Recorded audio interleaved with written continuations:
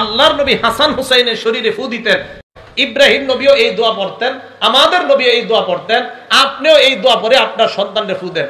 আউযু বিকালিমাতিল্লাহিত তাম্মা মিন কুল্লি শাইতানিন হাম্মা ওয়া মিন আইনিন লাম্মা। বাস এতটুকু।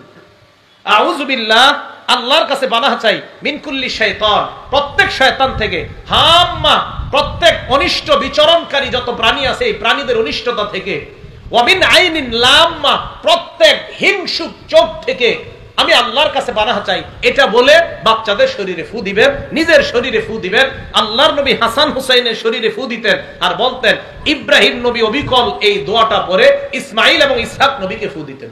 সম্মানিত বন্ধুরা, আমরা আরিফ বিন হাবিব হাফিজাহুল্লাহর কাছ থেকে চমৎকার একটি আমল শিখেছি।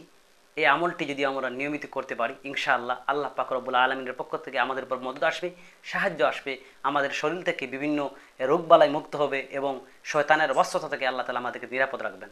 আল্লাহ পাক রব্বুল আলামিন যেন আমি সহ আমাদের সবাইকে আমল করার তৌফিক দান করেন। আমিন।